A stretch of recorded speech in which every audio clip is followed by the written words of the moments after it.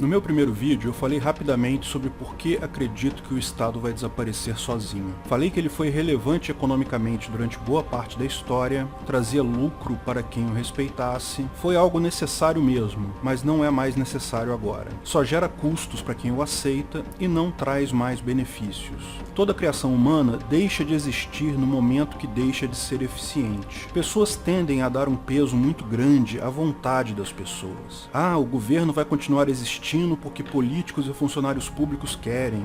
Eles sempre lucram com o esquema. Mas na prática, não é tão simples assim. No momento que algo deixa de ser economicamente relevante, ele tende à extinção. Pelo simples motivo que as pessoas que ignoram sua existência têm uma vantagem econômica sobre aquelas que ainda acreditam no método ineficiente. Por puro darwinismo, ou melhor, dawkinismo.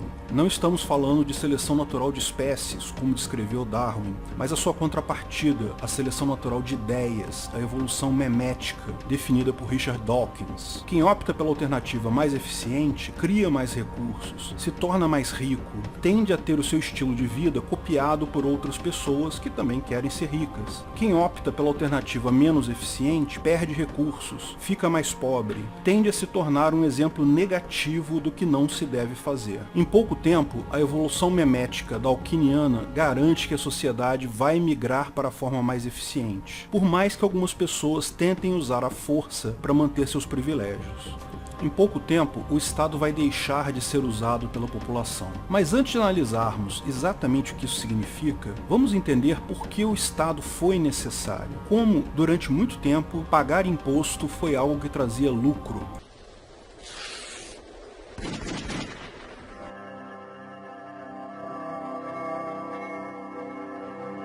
Por que o Estado vai desaparecer em breve? Ou o que é o custo de transação? O economista Ronald Coase não era libertário, não era da escola austríaca. Na verdade, era um economista da Universidade de Chicago, visto como alinhado ao socialismo. Como socialista, ele escreveu em 1934 o paper The Nature of the Firm, como uma crítica ao liberalismo clássico. A pergunta central era, se o livre mercado é tão bom, por que existem firmas? Por que existem empresas? Empresas são ambientes em que as trocas econômicas não são feitas por livre mercado. Ao contrário, seguem a lógica do planejamento central. Você recebe um valor X pelo seu trabalho, que é designado conforme um planejamento central. Você tem uma estrutura hierárquica de decisões. Se o livre mercado é melhor que o planejamento central, por que as empresas não o adotam? Por que a empresa que precisa de uma secretária não começa o dia buscando a melhor secretária pelo menor preço no mercado? Fecha um contrato com ela de um dia de trabalho, no dia seguinte busca novamente. Isso seria o livre mercado dentro da empresa. Garantiria que a empresa vai pagar sempre o menor valor pelo melhor serviço possível. E garantiria que a secretária também seria remunerada ao máximo, dada a qualidade do seu trabalho. Seria economicamente a melhor solução para ambas as partes. Todas as empresas consistiriam apenas de uma pessoa, o dono ou administrador, que aluga as fábricas, máquinas e contrata as pessoas conforme o mercado no dia, a cada dia. O motivo pelo qual isso não acontece é óbvio, é o chamado custo de transação. Custo de transação é um conjunto de custos ocultos que existem quando duas pessoas fazem negócio. Segundo Coase, são basicamente 3 elementos do custo de transação. O primeiro é o custo de achar um parceiro apropriado. Você quer contratar uma boa secretária? Tem que anunciar, buscar quem preste o serviço, ver os currícula, fazer background checking, preparar um contrato que seja aceitável por ambos. Tudo isso tem um custo, e não é pequeno. O segundo é o risco inerente de contratos muito curtos. Um contrato de longo prazo tem um valor total maior, o que torna mais simples admitir pequenos erros ou prejuízos ao longo do caminho. Você contratou uma empresa para fornecer luz para você no dia de hoje, mas justo hoje houve uma falta de energia no mercado e eu vou ter prejuízo. Eu prefiro não cumprir o meu contrato, não entregar a luz, do que ter esse prejuízo, porque eu não vou ter como recuperar esse prejuízo depois. Se por outro lado, firmarmos um contrato de 1 ano, passa a ser interessante para mim assumir o prejuízo hoje e manter o meu contrato e, portanto, o meu lucro no resto do ano. O terceiro custo é a própria regulamentação estatal, que privilegia contratos estáveis por ser mais fácil a fiscalização sobre eles. O fato de haver esse custo de transação torna economicamente viável a existência de grandes organizações, organizações, empresas e firmas. O planejamento central diminui os custos e tem, portanto, uma eficiência econômica maior que o livre comércio. Porém, há um outro ponto também importante. O próprio Coase denomina o que ele chama de custo de administração. Como o planejamento central lida com a avaliação de previsões futuras, surgem dois outros tipos de custo. O primeiro é o custo de coleta de informações. Quanto maior uma empresa se torna, mais complexo fica se obter informações precisas sobre o que está acontecendo. Mais caro é para o administrador central ter informações para basear suas decisões.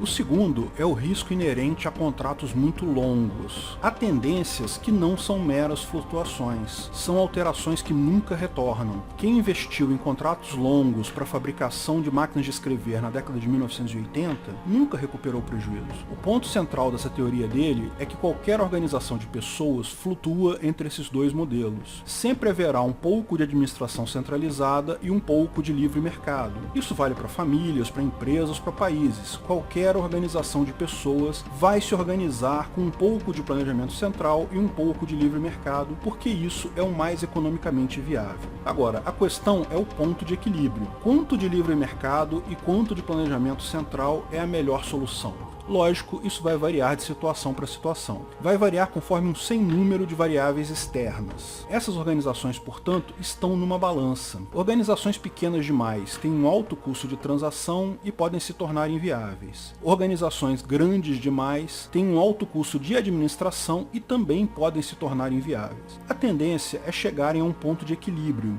Porém, quando algum fator externo altera essas condições, lógico, esse ponto muda. Sabe o que esses fatores todos têm em comum? Os 3 custos de transação e os 2 custos de administração, todos eles caem de forma significativa com o barateamento do custo da informação.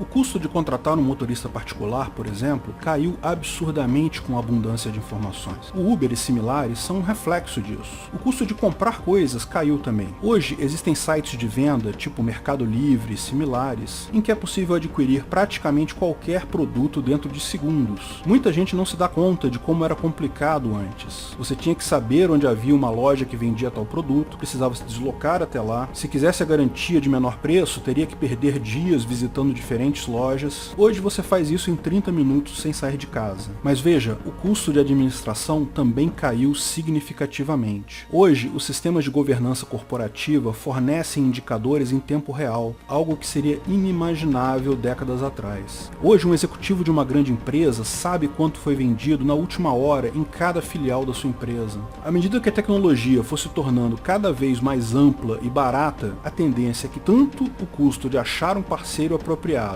quanto o custo de coleta de informações administrativas tendem a zero. E os outros custos? E os custos inerentes a contratos de curto prazo e a contratos de longo prazo? Nesse caso, a informação ampla e barata diminui ambos os custos, mas diminui muito mais os riscos dos contratantes de curto prazo. O fato da informação sobre a performance passada dos contratados ser disponível para todos faz com que os contratados de curto prazo tenham uma propensão muito maior de honrar os compromissos, mesmo que isso signifique um prejuízo no curto prazo. Uma avaliação negativa de um contratante vai impactar todos os seus contratos futuros. Receber uma estrelinha no Uber vai dificultar a sua vida. O risco de longo prazo também cai, mas cai menos, porque a capacidade de realizar previsões adequadas de longo prazo é bem mais complexa e não depende apenas de informações presentes. Com essa visão, torna-se cada vez mais viável o estabelecimento de contrato de curto prazo, ou seja, favorece o livre mercado sobre a organização centralizada.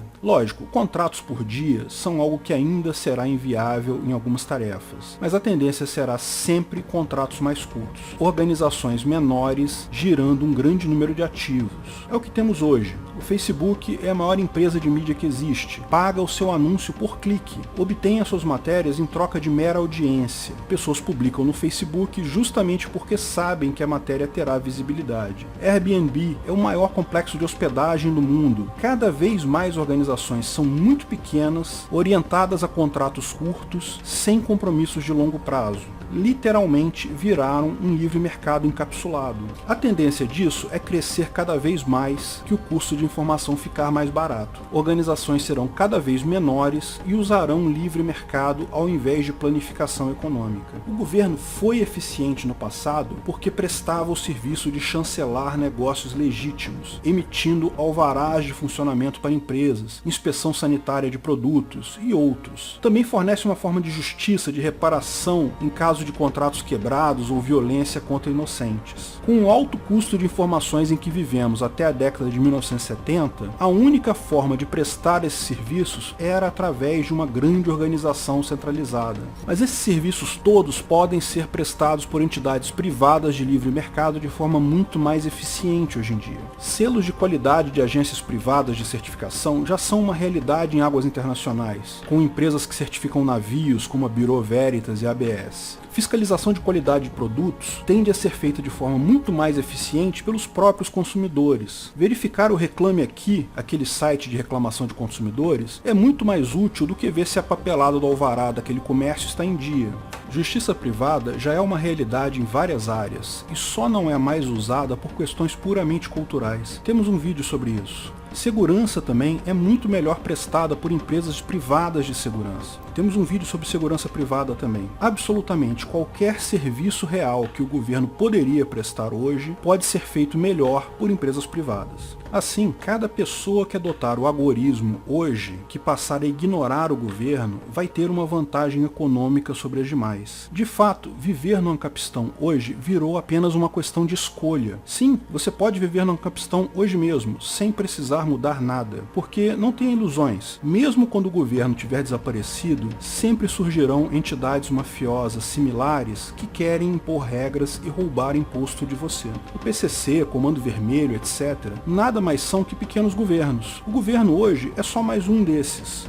Como indivíduos, buscamos, hoje e sempre, meramente fugir dessas entidades mafiosas, se esquivar de leis idiotas, de crimes abstratos, crimes sem vítima, evitar a relativização do direito de propriedade, evitar ser roubado por mafiosos cobrando taxa de proteção ou impostos, buscar sempre a liberdade. Bem-vindo ao Ancapistan.